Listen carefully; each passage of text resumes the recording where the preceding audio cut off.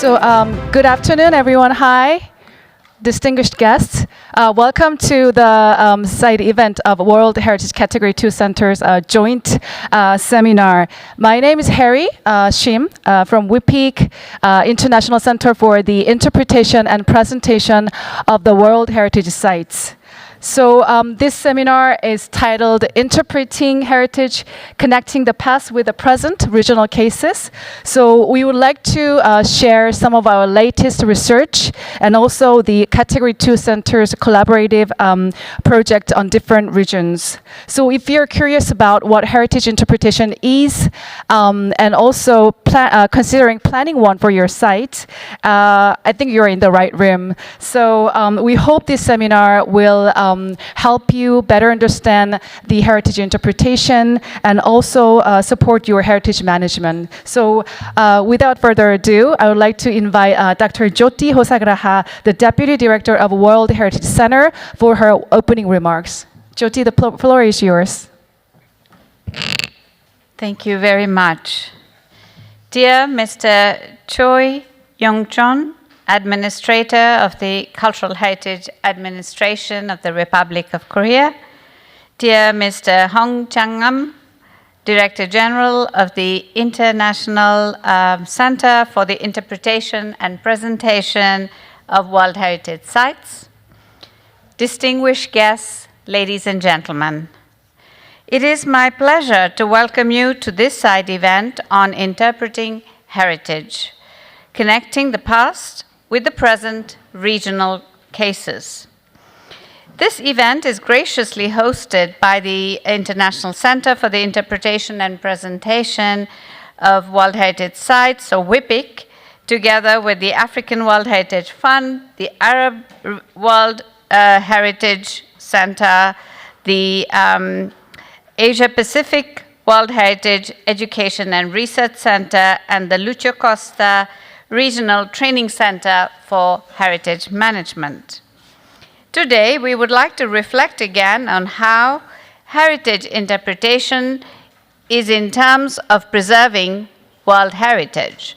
We also share best practices of heritage interpretation that have been implemented in the various regions around the world.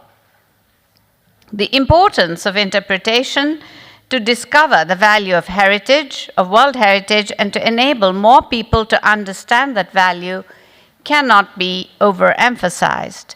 But unfortunately, the path to that good interpretation that everyone can agree on is never easy.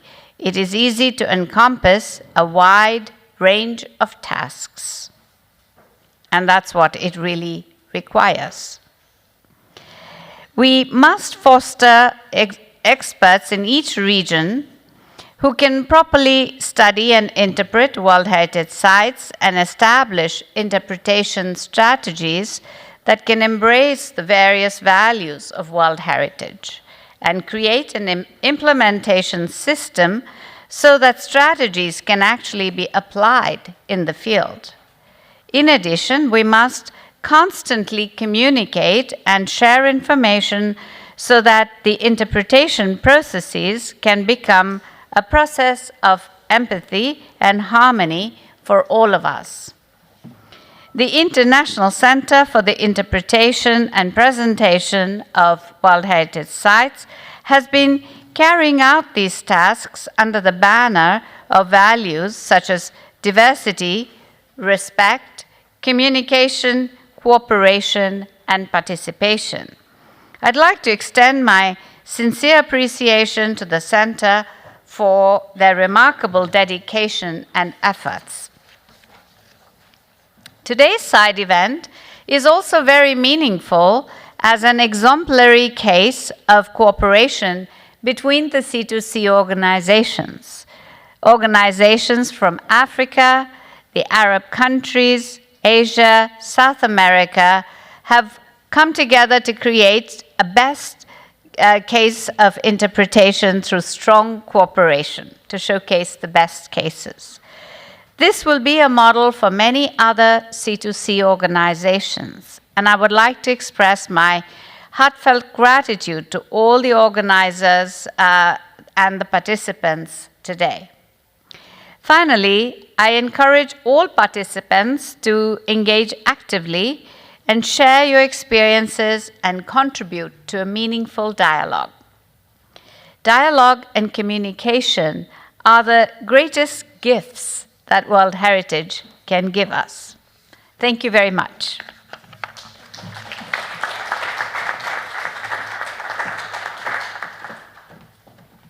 Thank you, Jyoti, for the heartwarming remarks. Now I would like to invite Mr. Chang Nam Hong, the director of WHIPIC, for his opening remarks. Thank you.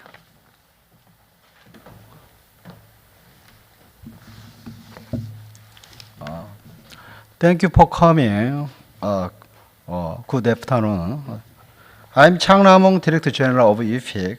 It is a great pleasure to welcome you to side event, Interpreting Heritage, Connecting the Past with the Present Regional Cases. This event has been jointly prepared by WHIPIC together with AWHF, the former Arab Regional Center for World Heritage, WHITR-AP and CLC, bringing together the efforts of Category 2 Center across regions.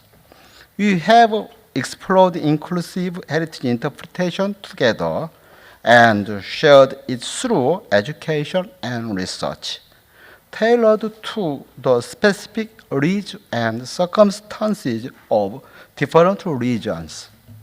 Interpretation connects the past and the present and serves as a powerful tool for engaging communities and embracing diverse voices. The regional case studies shared today offer valuable insights into how interpretation is being applied in practice and how we can continue to grow through international cooperation. I would like to express my sincere thanks to all the speakers and colleagues who contributed to making this gathering possible. I hope this session will be meaningful and inspiring all of you. Thank you once again for your participation.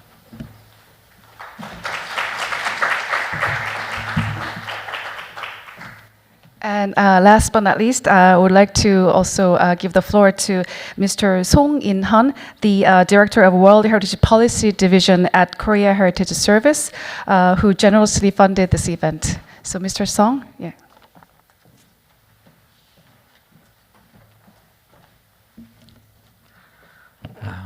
Distinguished participants, good afternoon.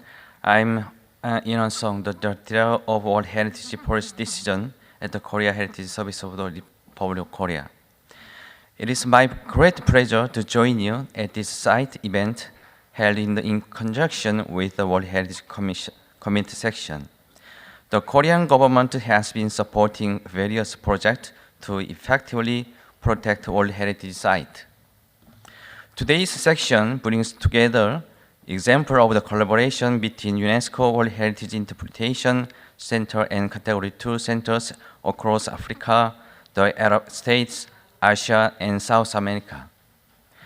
At the heart of this collaboration lies the power of the interpretation. It serves as bridging across languages, culture, and religions, and fostering mutual understanding and shared appreciation of the universal value of World Heritage. This event is meaningful in that it reaffirms the involving the role of the interpretation not just in the transmitting information, but in embracing diverse voices and values from local communities. The interpretation of heritage is defined as in meaning-making process through communication, participation, and experience. I hope this event reaffirms that interpretation is not only a practical tool for heritage conservation, but also a global platform for fostering understanding across regions.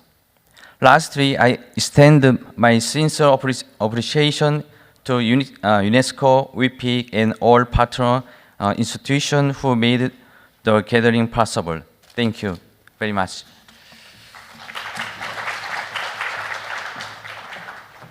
Thank you, Mr. Song, for all your support from the Korea Heritage Service. So now I would like to start our seminar. So yes, the first presenter will be myself on behalf of WHIPIC. So shall we? Thank you very much. As an organizer of this event, I would like to give you an introduction of this seminar. So about the what is heritage interpretation within the framework of World Heritage Policy, and also would like to share the C2C's collaborative project and the themes, important themes of the region that were identified through our collaboration. Okay, so this event is co-organized by different Category 2 centers in the World Heritage field. So including WHIPIC and African World Heritage Fund and WHITR-AP Beijing in China, Lucio Costa Center in Brazil, and also the former Arab Regional Center for World Heritage. We've been working together bilaterally to enhance the heritage interpretation in their own regions. So we would like to share with you some of our most recent issues and challenges, also a topic for the region. So before going into the details of heritage interpretation strategy and also for the World Heritage Policy Framework, we want to know what is heritage interpretation in the contemporary context. So the very first task that WHIPIC was on right after its establishment in 2022 was to defining the heritage interpretation. So we formed an international working group with some of the site managers and also the researchers and scholars around the world, and we try to define the heritage interpretation. So building upon the 1957 Freeman-Tilden's Interpreting Our Heritage that were known to be the very first approach and effort to use the word interpretation in heritage. And also for the 2003 ICOMOS's charter for the interpretation and presentation of the cultural heritage sites, WHIPIC tried to embody the new meanings of heritage interpretation in this era. And that is this new definition. So according to WHIPIC's research, the meaning of heritage interpretation is the meaning-making process through communication, participation, and experience. And the heritage interpretation is a range of methods of interpretation delivery or communication for enhancing experience, raising awareness, and understanding and inspiring engagement for heritage places. So this means heritage interpretation now is not unilateral, not expert-centered anymore. And we reckon a visitor as a meaning maker rather than a meaning taker.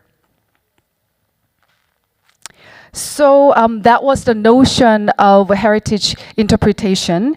And now we want to know how this is reflected within the World Heritage Policy Framework. I would like to look at the operational guidelines.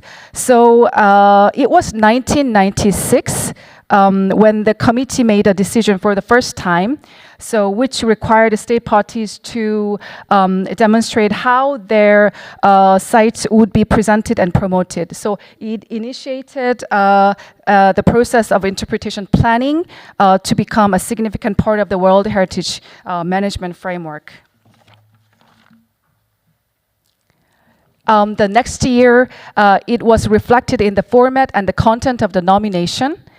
And in 2003, the very first actual recommendation was made from the ICOMOS to the cultural site, landscape site in Africa.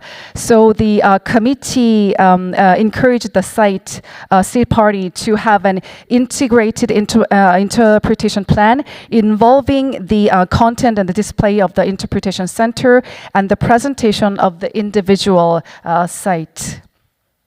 And of course, the aforementioned ICOMOS Charter for the interpretation of the heritage sites, it kind of formalized the need for the interpretation planning at the site. And from then till now, we had 66 requests were made for the interpretation planning or strategy document to the state party. So why do we need heritage interpretation then? So for the stake parties and right holders and communities, it provides guidance to ensure a shared understanding. And also in terms of management for the committee and advisory bodies, it enhances the visibility of an interpretation that includes the full meanings of the site for the committee.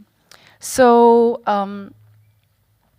but still, if you hear the word heritage interpretation or interpretation strategy, it still feels a bit vague and somewhat complex. So what we wanted to do was that try to make heritage interpretation more actionable and to make it a clearer process. So we have developed the guidelines for planning world heritage interpretation and presentation and an inclusive approach.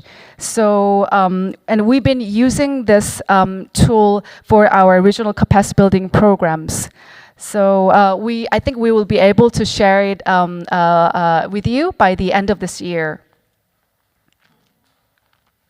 So we've reached the last part of my presentation.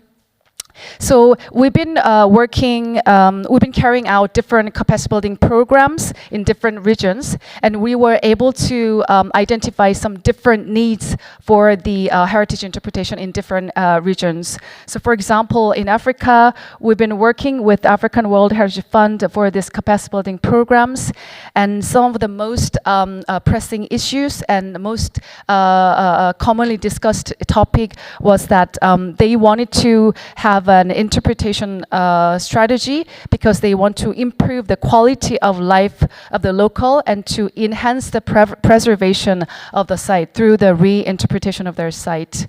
And we've also been engaged in the Great Zimbabwe Rehabilitation and Development Project for 2 years. It was an UNESCO commissioned project, and including Great Zimbabwe and other parts of the Africa. Some of the sites they wanted to have develop a post-colonial narrative and post-colonial perspectives to be reflected in their site presentation. And of course, we've been also working with Arab Regional Center for World Heritage for the Arab capacity building.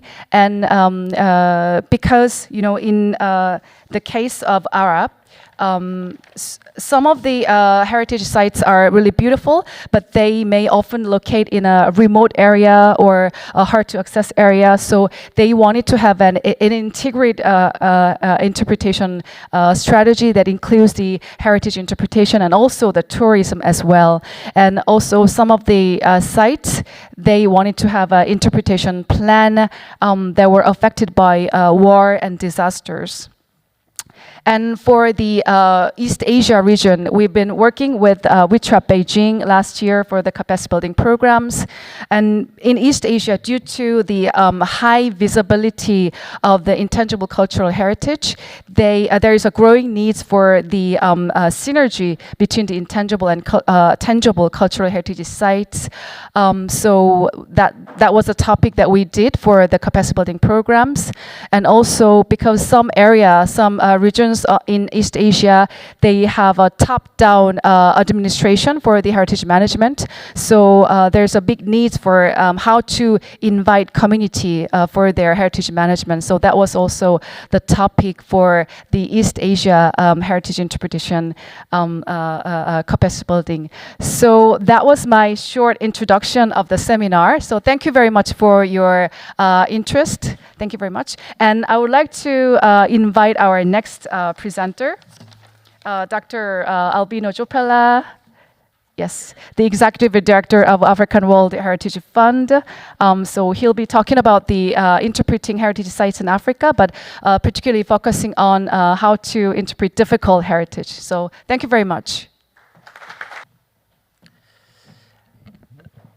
Thank you very much, Irie, and congratulations on your very good presentation. Oh, is it on now? Yeah. Oh, okay. Your Excellencies, distinguished delegates, I would like to sincerely thank the Director General of WHIPIC, Mr. Shangman Hong, for this kind invitation, but also for the close partnership that we have enjoyed since signing our Memorandum of Understanding 2 years ago with the sole aim of strengthening conservation and management of World Heritage Sites by looking into the issues of interpretation and presentation of sites, particularly across the African continent. I think, is that the one? No. Is this what I'm...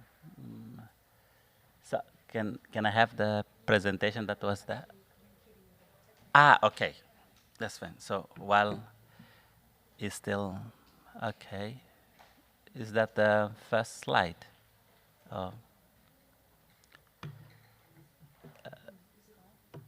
Okay. So can we go to the beginning? Maybe. It's, okay. Thank you. Mine is a brief intervention on the experience we have at the African World Heritage Fund concerning this long-standing but also complex issue of interpretation and presentation, in particular of what is considered by some to be of difficult heritage. So what you see is the Heroes' Arch in Zimbabwe, which is the monument where selected individuals within the country that are basically buried. This is probably considered one of the most important monuments in the country, despite having its fair share of World Heritage Sites, such as the Motobo Hills, the iconic Great Zimbabwe. But this, because of its very strong significance for contemporary society, basically is associated to the struggle for independence, which then is the heritage of the liberation struggle. Now, this is one of the examples across Southern Africa, which is essentially a landscape that is marked by history and markers of the struggle against colonial occupation and system, and basically across Southern Africa, that is one of the common themes, and I'll come back to this point later. Here we see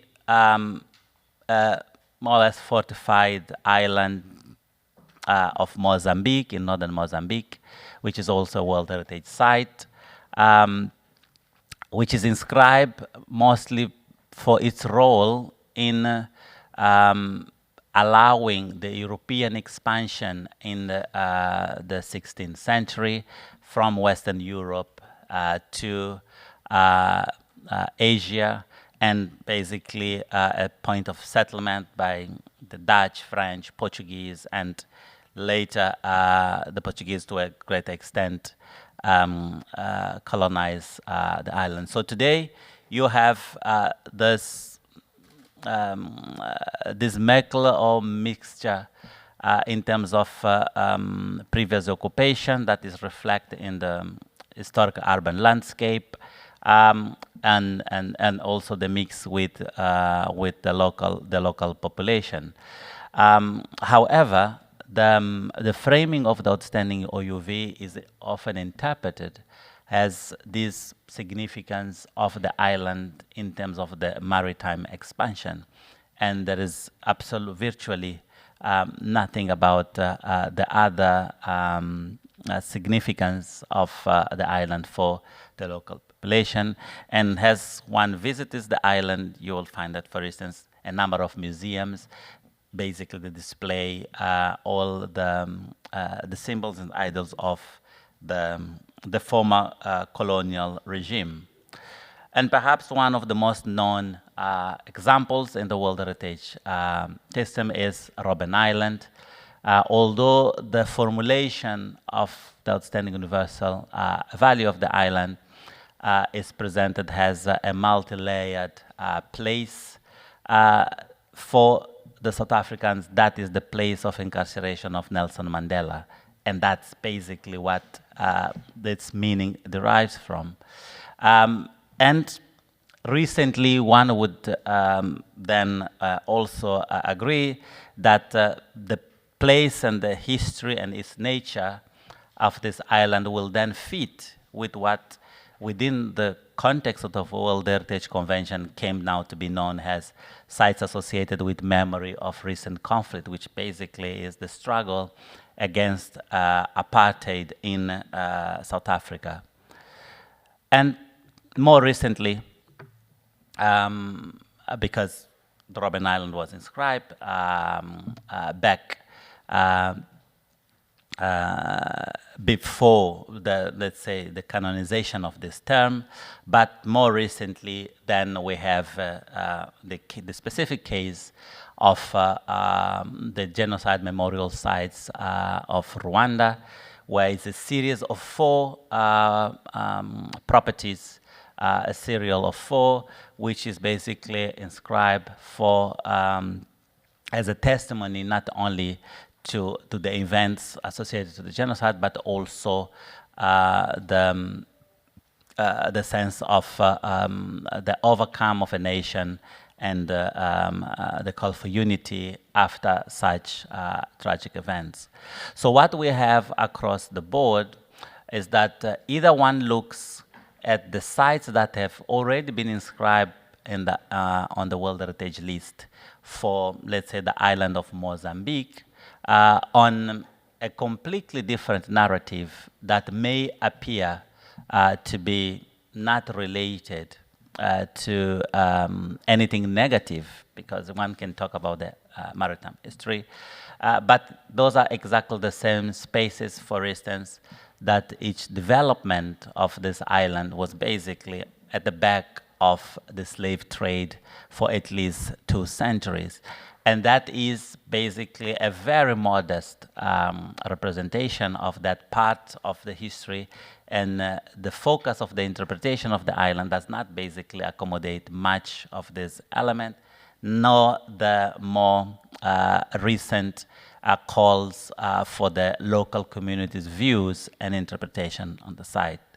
But apart from this, one of the great challenges that we've found is that as we look into, for instance, the tentative lists across the continent, we do find more and more of the so-called sites associated with memories of recent conflicts. For instance, you will find the site of Terrafal in Cape Verde, which is an imprisonment site. You'll find the site of Quito Carnaval in Angola, which is this one of the iconic places of battle site within the Cold War, which basically paved the way to the independence of Namibia and much of South Africa. So the challenge in finding the frameworks and strengthening our capacities in terms of heritage professionals, not only to approach the upcoming sites, but also to provide a more inclusive framework for the interpretation and presentation. That is basically has been at the core of our partnership with WHIPIC, and we're very proud that we have in the last 2 years, first in 2024 in Namibia at the South Tweefontein, and last year hosted by Rwanda, where we could look into the first attempts to look into those very complex and deep issues across the continent. And we look forward to continue this partnership as we implement our third cycle of this collaboration, looking at different thematics. So I would like to sincerely thank our partners in this endeavor, but also the support from the state parties. And this work has really allowed not only to increase the number of heritage practitioners that have been trained, over 40 practitioners, but also addressing the issues of interpretation and presentation within the context of improving conservation and management of World Heritage of at least 20 sites across the region. So we're really grateful for this collaboration, and we look forward to continue working with WHIPIC in this endeavor. Thank you so much.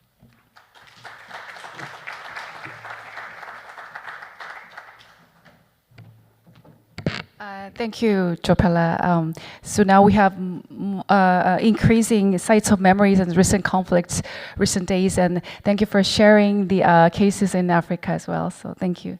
So now I'd like to invite Sheikh Ibrahim Al Khalifa, Deputy Director of the former WH, the Arab Regional Center for World Heritage. He is going to share the capacity buildings and heritage interpretation enhancement in the Arab region. The floor is yours. Thank you, Harry. Ladies and gentlemen, it's a great honor to be here with you among familiar faces, friends, and colleagues. I think it's a great opportunity for the third consecutive year to have a side event on interpretation, thanks to WHIPIC, of course. I think beforehand we never had such an occasion to discuss in detail issues related to interpretation and presentation of World Heritage Sites, so we thank you for this initiative. My presentation will be very brief, just focus on a number of initiatives related to capacity building in the Arab region. And I think if you look at the C2C in the Arab region, and Bahrain more notably, we've been focusing on sites in danger, on the reconstruction since 2010. That was a time where the Arab region was going through a number of conflicts. So not a lot has been done in terms of interpretation until recently, in 2023, when WHIPIC, we had an MOU with WHIPIC, and that really launched a number of initiatives in such a short time related to interpretation activities. Just to have an overview of World Heritage Sites in our region, just the last hour, it went up to 97 sites. So I think we can look at the diverse number of sites, especially the high number of in danger, 24. So I think more than half the sites in danger listed are in our region, which really reflects the challenges and immense difficulties in terms of safeguarding those sites. So yes, as I mentioned, we recently started activities related to interpretation. In Tunisia, on the site of Dugga, we had a number of online workshops to engage with local communities, to have an inclusive approach and management of the site, and to make sure that we find the right balance between development and safeguarding of the site.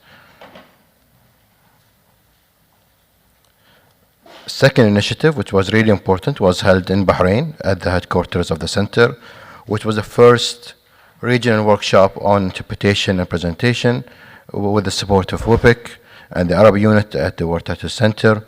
Of course, that was a great platform to share experiences on what has been achieved on a regional level, to make sure that we learn from those experiences. We have seen different kind of stages of implementation of best practices on interpretation, and I think that really served as a starting point for a regional approach in terms of targeting models of interpretation and presentation within the management of sites.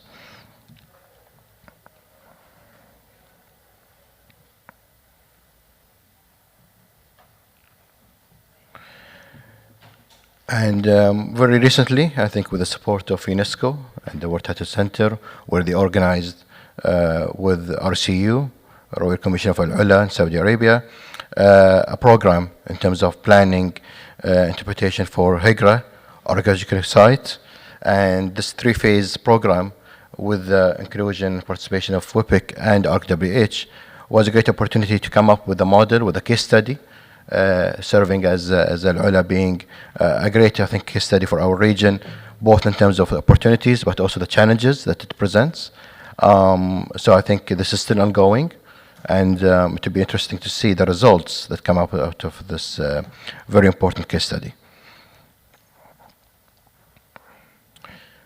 I think also in terms of the online workshops with Saudi Arabia, with the Heritage Commission, we had the first initiative to include interpretation planning within a nomination, which was unheard of in the past, to have a section dedicated to interpretation planning within the nomination, and this site was on the transboundary nomination of Iraq and Saudi Arabia, Darb Zubaydah. So it's still undergoing, and I think that it will be interesting also to learn from this experience to make sure that we ensure that in future nominations we always integrate interpretation planning within early stages of the nomination process. The side event last year and during the World Heritage Committee in India also highlighted understanding of interpretation strategy and also presented some case studies. So I think our side event today is also a continuation of those efforts. And I think also the partnership with Africa was really an important aspect to really bring together experts from both the Africa region and the Arab region, especially that the periodic reporting cycles already highlighted a number of similar challenges in both regions. So I think it made sense to bring together both experts and to discuss the mutual cooperation. I think from our experience in terms of capacity building, and since 2023 until today, I think identified a number of challenges and key points that we have learned. I think finding the right balance between development and conservation. Also making sure that we can incorporate interpretation planning within conflict and war disaster, especially during post-conflict, including community and stakeholders engagement during that process. I think is also very important and essential. Ensuring accessibility and having this inclusive approach to make sure that the sites, even if they are remotely inaccessible out of the cities, but at least through proper interpretation, we can engage with visitors and tourism as well. I think interpreting serial properties, I think currently in our region we have no transboundary sites. So I think in the future we hope that we can support in terms of using interpretation planning within transboundary nominations in our region. I think in last June, AWHF also participated in an inclusive interpretation and presentation of World Heritage Sites in Doha, in Qatar, at the UNESCO Regional Office, which was also a very important, I think, meeting. And I think it just shows that in such a short period of time, a lot of activities and initiatives has been carried on this subject. So I think thanks to WHIPIC, I think they have really started an important topic in our region and globally, and I think that it's something that needs to be continued and to put more efforts into promoting. So thank you again for this opportunity, and we'll see you very soon. Thank you.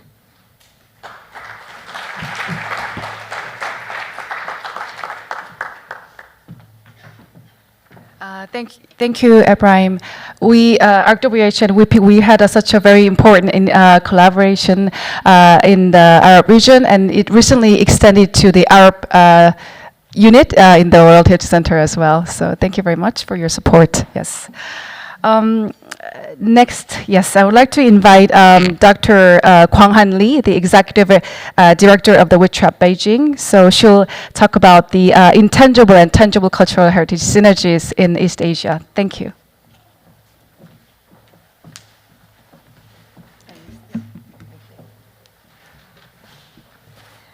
Hi, good afternoon. Thank you, first of all, to WHIPIC for the invitation to give me the opportunity to share the presentation.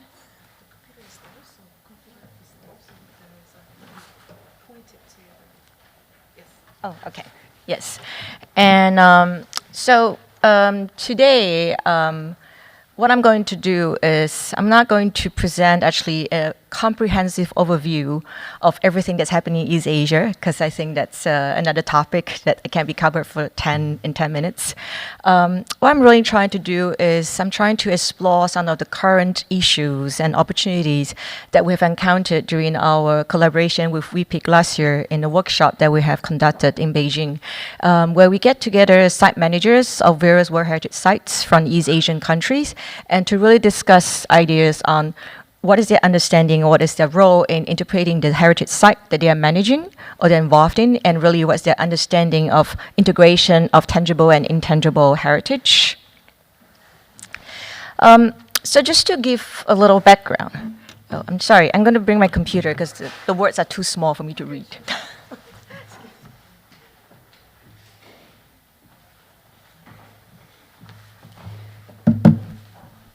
Sorry about that. So with this workshop, basically, I hope it's big enough for all of you to read. So with this workshop, it happened last year, in last October, in Beijing. And the goal is really to, as explained, to promote inclusive heritage interpretation and to achieve what we call holistic management of heritage sites. It was actually meant to open to site managers, people who work in the first line of World Heritage Site Management and Conservation in the different East Asian country, and we ended up having 21 experts and practitioners from China, Japan, Republic of Korea, and Mongolia. And what is interesting about this workshop is, as I said, we're trying to really understand first-hand issues in the field, and we have a very diverse range of applications of different World Heritage sites, first of all, in these 4 countries. But what we also find very interesting is we actually have a very even distribution of applicants who are either in the junior level or mid-level or more senior level. So they actually play different roles and importance in different site management decisions, different various World Heritage sites. And then also they all come from different functional roles. So some of them are more technical. Perhaps they're technicians who are only ever being responsible for conservation decisions. Some of them are really first-hand interpreter. So they are actually the one who actually get to encounter tourists and visitors on their first-hand, in their day-to-day work. Yet they are often excluded from management or more kind of management decisions or in the strategy decisions planning. So it's essentially a range, and then there are others who are more in the administrative position. So it really gave us an idea of kind of the spread of understanding and how people are involved in interpretation strategy or not involved in that sense from this workshop. So I'm going to pick 4 examples from each some of the participants where they presented, because I think they do reflect certain interesting trends and issues that they have encountered. So the first example case study that was shared was from Japan, which is a sacred island of Okinoshima. And while we have other members from these countries, so I'm not going to attempt to interpret their site for them, but I'm going to highlight some of the unique challenges and how it actually relate to certain interesting findings and discovery. So the interesting thing about this site is, so I'm not going to read all the criteria and value, but what is interesting about this site is that it actually has a very important cultural tradition of being worshipped as a sacred island, and which has been evolved and continued for generations. But also because for this very reason, the island cannot be visited by people outside the community because of the sacred reason. So how do you interpret the site where you have a community that is the key to their tradition, their intangible tradition, but also is not accessible? So I think this actually requires some more innovative and also kind of a diverse interpretation approach. So again, they have archaeological sites. Obviously, they have tangible attributes that also are tied in with kind of the current ritual practice and worship practice that still continue to these days. So there's a close connection between the tangible and intangible elements here. And what they have done, at least what they have presented, is they do have various interpretation facilities. They're actually located in the island and in the vicinity where, in the whole region, because people can't go on the island to visit. So they actually try to present in these different interpretation facilities, different aspects of the island. So there is the interpretation of the OUV, there's also interpretation of history and culture of the community who have lived on this island, and just really having kind of a satellite interpretation facility in different regions to interpret this site. And then on the other hand, I think one thing that was very important in their approach is they do have a living heritage approach. And really, it's talking about recording rituals and interviews with the local community, with the priests, and having local people act as volunteer guides. So it's really trying to use a combination of more material kind of presentation that an interpretation facility that we're familiar with, and also really using a living heritage approach to interpret and to involve the community in their interpretation of the intangible element. And then the next case study is in the Okon Valley in cultural landscape in Mongolia. So what is interesting about this site, again, is as a cultural landscape, so it does has a combination of natural element, cultural element, a tangible cultural element, but also a very strong intangible element which reflects the nomadic lifestyle, the nomadic culture, custom and lifestyle, which is still very much integral and central to the Mongolia culture today. And from the understanding and from our communication with the site manager, at least with one other site manager who attended the workshop, and she has told us that she actually came from a nature conservation background, and she was in charge of nature conservation up to very recently. And now she's being transferred here, and she's responsible for the cultural heritage management and conservation. But yet she doesn't have a systematic training of that. So for her, some of the things that we take for granted, she has to really understand the rudimentary concept of what tangible heritage is, what intangible heritage is, how do we separate them? Because I guess in the tradition, that's not something that is so clear-cut and kind of so separated. So this is another interesting discussion where she's actually approaching this basic concept in a very different training and understanding. And so that's something that we also realize is that some of the basic concept in site manager, especially coming from a joint cultural landscape site, cannot be. We have to consider, sorry. I'm very sorry, I'm not tech savvy apparently. Yeah, so especially in a site like that combines nature, culture, and intangible, we have to rethink as well in our approach to training and also education awareness for the site managers because they might come from a different background. And the next site is the Hanyang capital, the capital fortification of Hanyang from Korea. While we have our Korean colleagues here, I'm not going to attempt to tell you about this site. Just an interesting observation about sharing from this site. So coming from around a similar issue, but on a different challenge, different front. So the site manager who attended the workshop from this site, he's actually a technical guy. He's trained as an engineer, structural engineer. He's actually always been involved in the technical part. So his attempt to understand what is the intangible attribute and intangible value of this site, which for him is really about construction tradition, is about construction technique.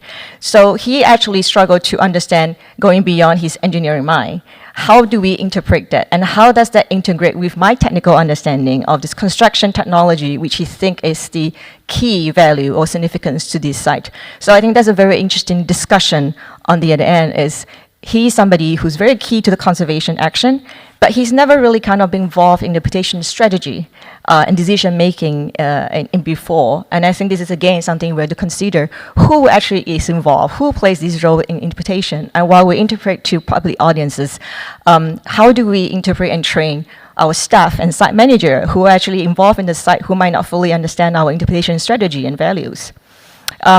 So some of the interesting that his perspective in intangible value that he shared is that he thinks that the involvement of different stakeholders and local communities, like involving them in volunteering work, he thinks that is actually a very important intangible value. And also the fact that because the fortification is just outside of Seoul, it also preserved the sorry, that's my own reminder, I'm over time. They also preserve kind of the nature environment and then stop kind of a urban expansion of Seoul. So he thinks this environmental and community aspect is a very important, tangible aspect. So I think this is a very interesting, coming from a very different perspective of how we will see intangible traditions. So last and not least, I'm going to talk about the Grand Canal site in China. So this is also a very tricky site because the Grand Canal actually spans from Beijing in the north to Zhejiang province in the south, and it spans more than 2,000 kilometers. So in such a huge serial property site, where it spans many different cities, provinces, and districts, how do we begin even to understand its numerous tangible and intangible elements?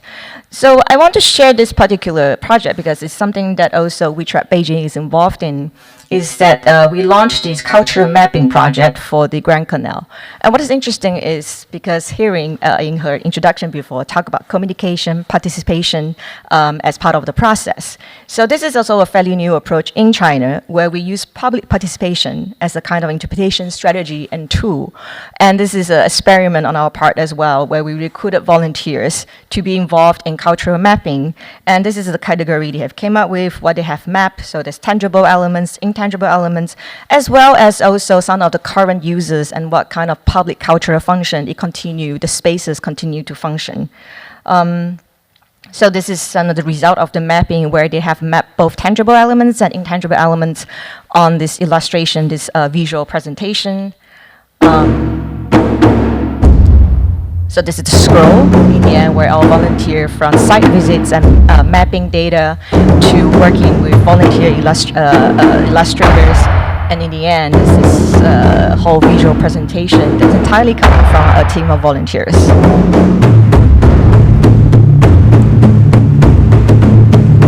So due to time constraint, I'm going to move on. So finally, also part of this project is we also have extended this as an educational program working with local high school. And then this really developing a curriculum with local high school students. How do they understand their World Heritage Site around them and how do they interpret it on their own? So this is actually an exhibition that came out from the end of this course that's completely curated by the students and the school. And this is their understanding of interpretation of the Grand Canal. So again, I think there are many varied presentations and interpretation strategies and approaches. And also there are many different interesting issues and challenges at different sites and also in different regions. And here is just really kind of a preliminary review of what we have learned from our workshop. And I look forward to further collaboration with WHIPIC and other partners and to explore the issues further. Thank you very much.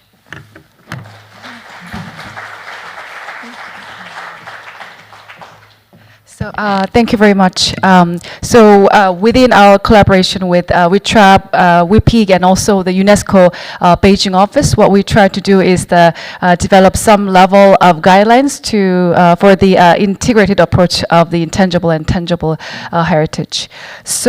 But we have one more presentation waiting for us. So it's from the Lúcio Costa Center in Brazil. So Dr. Claudia Leal, the director of the center, and also the Dr. Rafael Bezerra, he's the deputy director of the Chichu Roberto Burle Marx site in Brazil.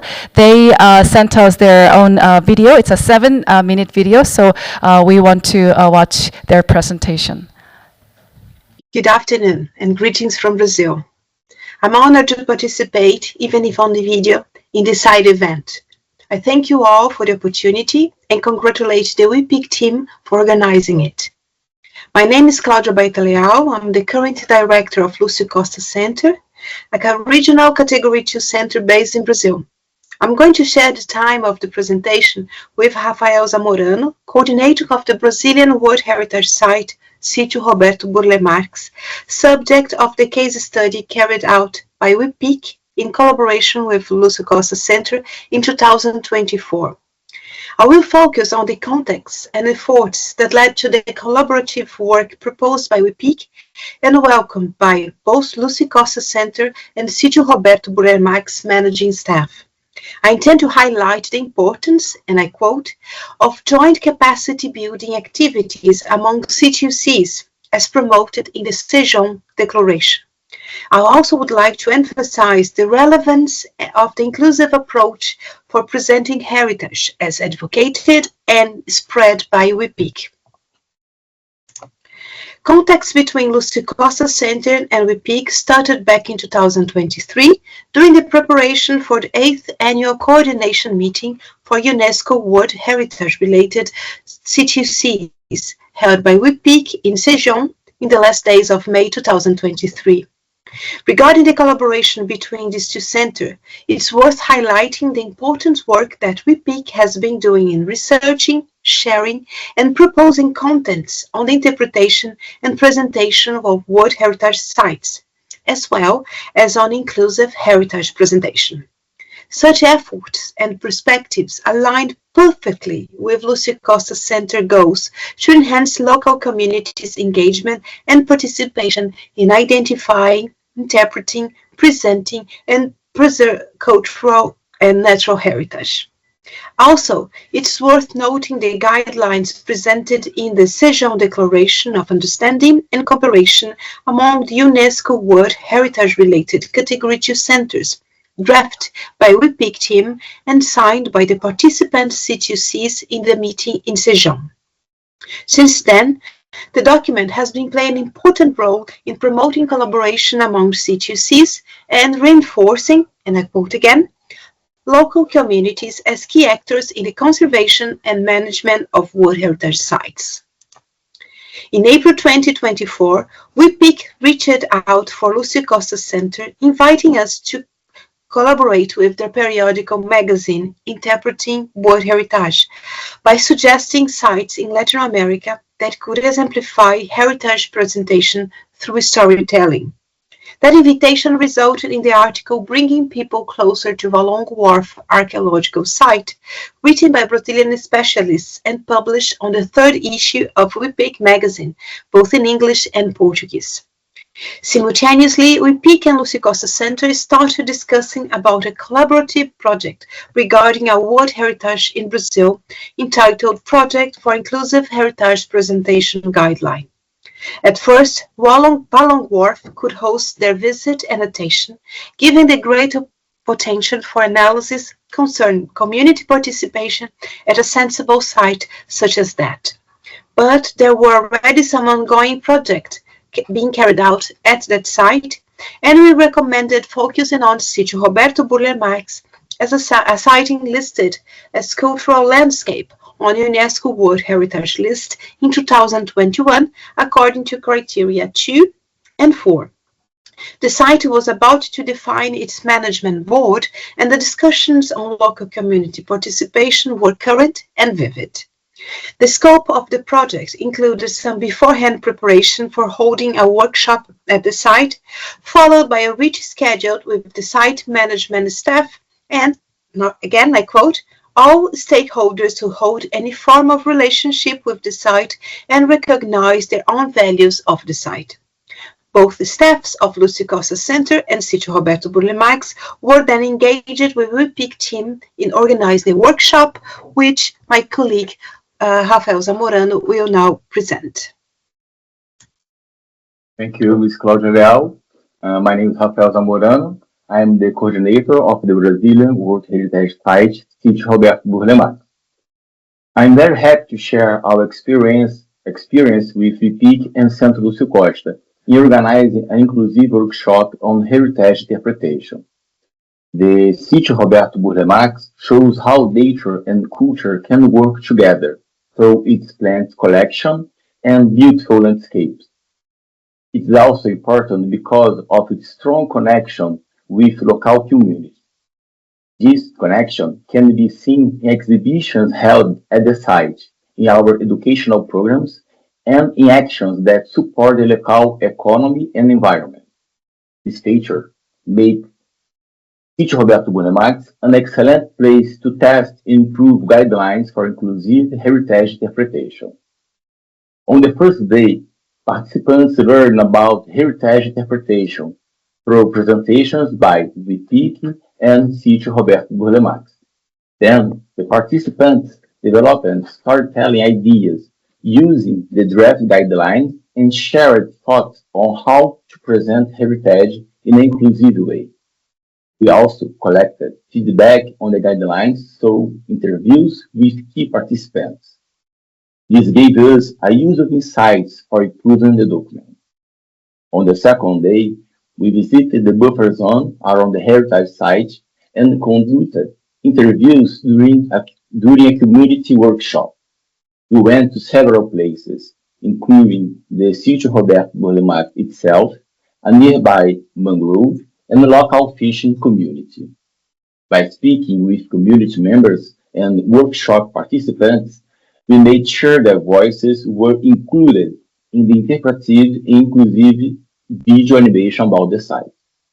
On the third day, site managers and the community members worked together to share their ideas and review the final plans for the interpretive materials. These materials combine the heritage values of the site, the perspectives of the managers, and the stories from the community, make them more useful and meaningful in real situations. One of the results of the workshop was a short animated video about Sítio Roberto Burle Marx. This animation is based on the community's knowledge and experience related to the site. It helps to strengthen the historical and social ties between Sítio Roberto Burle Marx and its surrounding community. Thank you.